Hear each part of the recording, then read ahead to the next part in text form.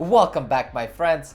Доброго вам ранку. Good morning. How are we all doing today? Doing great? That's great. That's good to hear. You're doing good. Because I'm feeling good today. I don't have my tea yet. I'm gonna have some tea later, but I decided to make this video first, and then I'll make another video, and then I'll have my tea. So I'm on the roll today. Got this new jacket right here. Feeling good. I have this video that got recommended by a friend. I've never seen it, so let's just get right into it, shall we? Let's fucking get it. Look at this chart. It compares military budgets of countries, but it's a bit different because it doesn't compare one country's military spending to another, but instead compares the US's military spending with the cumulative total of the 9 other countries' military spending. Oh my god. We're all on the top 10 list of biggest spenders. The reason? Well, the United States spends... So, United States spends more on military than top 10 or top 9 other countries that spend the most. over $800 billion on its military. I honestly feel it's a lot more than 800 billion. I really do. I think that's just a number they just throw in. I think it's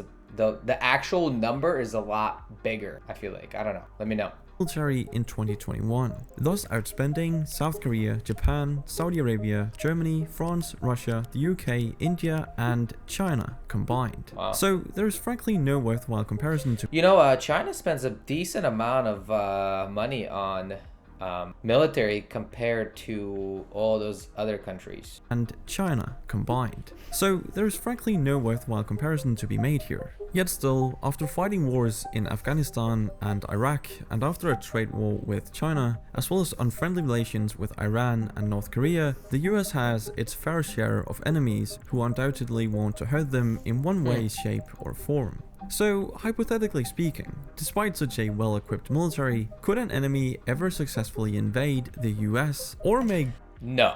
devastating damages to the nation in some way? Well, as it turns out, this question was a bit harder to answer than I initially planned, because the military is only one of the reasons why the US is so unconquerable. You see, the US is in an incredible position geographically, Oh, and yeah. its secret weapon might therefore be... We don't have any neighbors that are really a threat, you know? Canada, I mean Mexico, I mean there's some border problems in Mexico, but other than that, there is no other... We're not mashed in together like Europe or some other countries, you know? its location. All you have to do is look at this map to understand why. For over 150 years, America's territory has stretched all the way across the continent from the Atlantic to the Pacific Ocean. Yeah. These huge coasts separate the US from any potential enemy. So even in wartime, the American mainland is very well protected. Take World War II for example, when America fought in both Europe and Asia at the same time. Barely any attacks happened on US soil during the entire war. That meant American factories could keep making planes and weapons without interruptions, unlike the constantly bombed Soviet Yeah. and British factories. On top of that, the Defense Production Act allowed the president to allocate materials and facilities for national defense, direct companies to prioritize government orders, and offer loans to companies to make this happen fast. In 2020, this law was used to increase the production of ventilators and medical-grade masks. So clearly, it's a very useful law to have in the toolbox, since the US still has a domestic industrial base with major shipyards, aviation, and automotive factories. A wartime scenario could easily involve switching to wartime production, so I heard about this area, I think it's in Nevada, where they just have a bunch of like fields filled with freaking military equipment, dude, and like a lot of them it's just not used. It's just there just in case they need it. this makes sense. Not to mention the existing military industry, which is already making tanks, planes, weapons, and warships for the US military. Factories on US soil are a huge advantage, because the US military can protect its supply chain simply by defending its own territory. Very little has to come from outside compared to its enemies, who would need to constantly run supplies across an entire ocean. I mean, just look at the size of the Atlantic Ocean and the even bigger Pacific to get an idea of just how long enemy supply chains would have to be. Not to mention the fact that with today's satellites, it would be trivially easy to spot an invasion coming from thousands of miles away and true. take out enemy shipments before they ever reach the US coast. Supply lines are critical in any war, and the US military is well known for its excellent logistics capabilities. they have the added advantage of the 45,000-mile highway system, which was designed with troop movements in mind. On top of that, the US has 140,000 miles of freight railway infrastructure. Now sure, I think our railroads do need to be upgraded at some point. this can be a double-edged sword, as enemies could use this infrastructure to penetrate into America's heartland. And infrastructure could definitely be a weak point, if not probably guarded. A good example of this would be this pipeline that runs over 5,500 miles from Texas to New Jersey and carries nearly 45% of the East Coast's fuel supply. In May 2021, a cyber attack shut down the pipeline for 5 days. And this isn't a fluke either. China and Russia both support cybercrime groups that regularly attack government agencies and companies. The former head lawyer for the NSA, Stuart Baker, told the Washington Post, Dude, nice eyebrows. quote, "We're fighting the cyber equivalent of a land war in Asia every day. But America's infrastructure is more than just highways and internet cables. Back in the day, another kind of highway already connected the Midwest from north to south, the Mississippi River. And the connected Missouri River is the 4th longest river system in the world. So yeah, this river has always been crucial to connecting the economies of major cities, like New Orleans, Minneapolis, and St. Louis. Today, Dude, I've been to New Orleans and on Mardi Gras, and it gets wild. I think that's when I got my COVID in 2019 or some shit like that. They party hardy over there. the river is still used to ship goods across America. So during an invasion, the Mississippi could likely help move troops and weapons too. What's impressive about the US's geography is how challenging it makes the US to conquer, and that might have to do with the diversity of terrains like deserts, swamps, and mountains. The Appalachian Mountains in the east and the Rocky Mountains in the west serve as major barriers to inland invasion, and the Great Lakes in the northeast form yet another barrier. The result is that the flatter areas along the southern border seem like the best entry point. But the US compensates for these weaknesses with huge numbers of troops stationed in California and Texas. The coasts aren't any easier to invade with hundreds of thousands of troops stationed in military bases. Not to mention the fact that the US has peaceful relations with its neighbors to the north and south, which both have smaller populations and militaries if any turmoil was to unfold. To the east and west, the US has no neighbors as previously discussed, a fact which has led America to focus on other things instead of imminent invasions. On top of that, the NATO treaty requires European and Canadian allies to come to America's defense if it's ever attacked. Oh yeah, and in addition to its current military personnel, the US still maintains the selective service system. See, all males from 18 to 25 have to sign up for a lottery to be drafted in the case of a national emergency. During the height of World War II, I actually, when I moved to the United States, I signed up for a selective service. the US drafted over 3 million men per year. So this system could potentially expand the US's military personnel by several million. And we're not even done yet, because besides all this, an invasion is still very unlikely for another reason: the Pentagon's unrivaled resources. As I mentioned in the beginning, the US's defense budget is unrivaled. The US spent almost 3 times as much as China in 2021 and 10 times more than Russia. The result is that no country has enough ships or planes to get past the US forces. According to one military expert, quote, "The amphibious assault capability of the combined militaries of the world are simply too insignificant to get a beachhead on a coast." And then we of course have the civilians, who have even more guns than the military. So maybe armed citizens could also join Here's a graph. the fight against invaders. I mean, it's a possibility. But Obviously, obviously for some people this could be a very sensitive subject, and yeah. But anyway, urban warfare presents more challenges than fighting in open combat and often gives an advantage to the country defending its own territory. We only have to look at Russia's failed invasion of Kiev for proof of this factor. While urban areas make up a small amount of US territory, any invader would have to take control of cities to conquer the country, since 82% of the population lives in these cities. Another advantage of armies defending their own country from invasion is the will to fight. According to the RAND Corporation, a think tank closely tied to the Pentagon, will to fight means the disposition and decision to fight, to keep fighting, and to win.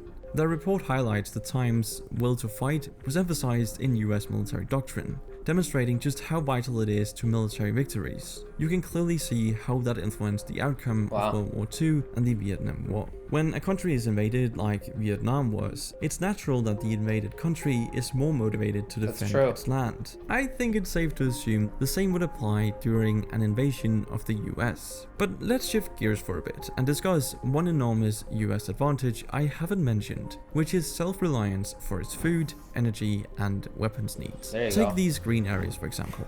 This land is mostly used for agriculture since only 2% of America's land is in urban areas. This low-lying land is a major reason why the US is nearly self-sufficient in agriculture and even exports food to lots of corn. Many countries around the world. It also explains why America now actually has the most arable land in the world. That's right, the US has more arable land than India and China. What's more surprising is that India is only a third the size of the US, and China is slightly smaller but can only sustain large populations near its east coast. The crazy thing is that both of those countries have over 1.3 billion people, or about 1 billion more than the US population. And since the US is only projected to grow by another 100 million people over the next century, the US likely has enough resources to support a billion-plus population, but they don't need to. As for energy, the US also has impressive amounts of petroleum and gas, especially in parts of Texas. It has around 44 billion barrels of proved crude oil reserves and almost 500 trillion cubic feet of natural gas reserves. In fact, when you include biofuels, the US could be considered the largest oil producer in the world. It seems like even the bad parts of US geography have a major silver lining. The Appalachian Mountains on the east coast that I mentioned earlier aren't suited for farming, but they do have huge coal deposits that have been exploited for decades. And surprisingly, at least to me, America has the world's largest coal reserves, and loads of other natural resources from energy to metals. But to share a bit of a weakness of the US, it turns out it doesn't have every metal it needs to defend itself. You see, this shiny looking rock is a mineral called antimony, and is critical for making bullets and other weapons, and even night vision goggles. While antimony played an important role in World War II ammunition production, the last mine in the US closed in 1997. The US is therefore reliant on China and Russia, its two biggest military rivals, for supply of this critical mineral. So the US does have weaknesses, but who could actually have the military might and, most importantly, motivation to try and invade the US? Well, the latest US defense strategy names the People's Republic of China as the US's most consequential strategic competitor, and notes that Russia poses acute threats. I don't think Russia poses as much of a threat as it did before it invaded Ukraine. I think now we know the paper tiger, if you know what that means. If you don't know what that means, look it up. Beyond these two big threats, it also mentions North Korea and Iran. But let's focus on China for a bit. It's true that China is slowly building up its military capabilities, but it isn't even ready to launch an invasion on the island of Taiwan, let alone the west coast of the United States. I don't think I even need to mention how the loss of its largest trading partner would devastate the Chinese economy. Still, there's some reason for concern. If China disabled American satellites, it could debilitate the US military's ability to monitor troop movements in real time. If you're thinking this sounds like science fiction though, you'd be wrong, because in 2007, China successfully destroyed one of its own satellites with a ballistic missile. Floating 850 kilometers above the Earth, the destroyed satellite is at a similar altitude to US intelligence satellites, so China could theoretically destroy them too. In terms of Russia, well, they have now performed a similar test, which endangered the crew of the ISS. Taking out satellites is a bit extreme though, because it causes hazardous space debris that would affect all current and future satellites. That includes Russia's and China's satellites. But Russia and China are already interfering with US satellites on a daily basis. They're just using lasers and jammers instead of trying to shoot them down. What's even scarier though is China's recent investments in AI and quantum computing, which could change the future of warfare. I mean, imagine how hard it would be for the Pentagon to strategize against an enemy using an AI supercomputer to calculate decisions in milliseconds. But if we look at the race to the AI has begun.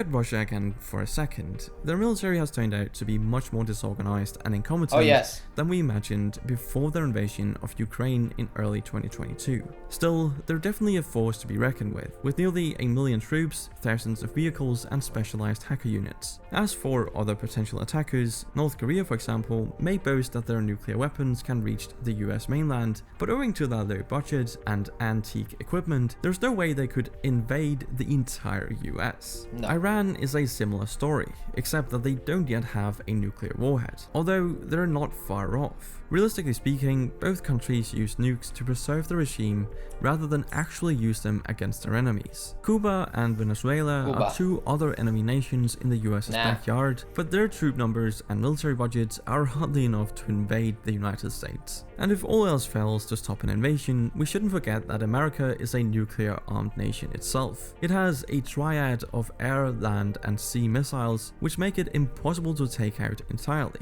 Land missiles are stored in the center of the country, and the sea missiles are in submarines, which are constantly on the move, hidden away without a blip on the radar. Since the Cold War though, nuclear weapons have acted more as a deterrent rather than a direct threat. You see, the principle of mutually assured destruction essentially means anyone who uses a nuke will get nuked back, launching a chain reaction of nuclear warfare, eventually obliterating Earth and ending humanity. But just for that'd be like the worst case scenario for everything, right? Let's compare nuclear arsenals. Alright, so the US and Russia currently have around 5,000 nukes, with around 1,500 deployed at heavy bomber bases and on intercontinental missiles. And then we of course have China. It has a couple hundred nuclear weapons, but none of them are deployed. Now, these numbers might seem high since they can literally eradicate humanity, but this is actually a low point from the peak of 70,000 nukes worldwide in the mid-1980s. What's still quite worrying though is that while the US claims to have decommissioned over 11,000 nuclear warheads since 1994, China and Russia are thought to be increasing their stockpile. But despite this, I hope you can see how costly it would be to even attempt an invasion of the US. Any hypothetical invasion would have to overcome the US's huge military and geographical advantages to gain any ground. While it is plausible that a major state actor like China or Russia could take out satellites and hack critical infrastructure, they'd also have to contend with the millions of well-equipped troops on the ground and a hostile, not to mention, I was about to just say, I'm gonna just keep playing the video, armed population. That's so right. Realistically, a physical invasion isn't really a possibility, but what if America's enemies could get what they wanted without an invasion? True. Well, it turns out it's much easier to conquer hearts and minds in an information war than to win with soldiers on the ground. And that might have something to do with Russia's influence campaign in the 2016 US presidential elections. See, after a 3-year investigation, a bipartisan US Senate committee recently concluded that Russia conducted an influence campaign to help Donald Trump get elected. If that's not shocking enough, the report states that Vladimir Putin himself ordered the hacking of Democratic Party emails to be leaked over WikiLeaks. The FBI now has a warrant out for 12 Russian military intelligence officers it believes interfered in the 2016 elections. So this is a serious incident. A recent report by a group of intelligence agencies claims Russia tried to interfere again in 2020, though on a smaller scale. Whether Russia continues to meddle in US politics in the future or not, the damage may already be done as Americans increasingly report a loss of faith in democracy and government institutions. But that's it for this video. Thank you for watching, and I'll see you in the next one. Well. A lot of that stuff I kind of already seen, like I already know about the whole US power, but it's very interesting for sure. Just a kind of quick reminder, if you guys have any questions or concerns, make sure to comment down below, or if you want to tell me something, don't forget to subscribe. It's free. And I will see you guys next time. Thank you for watching. Do pobачення. Goodbye.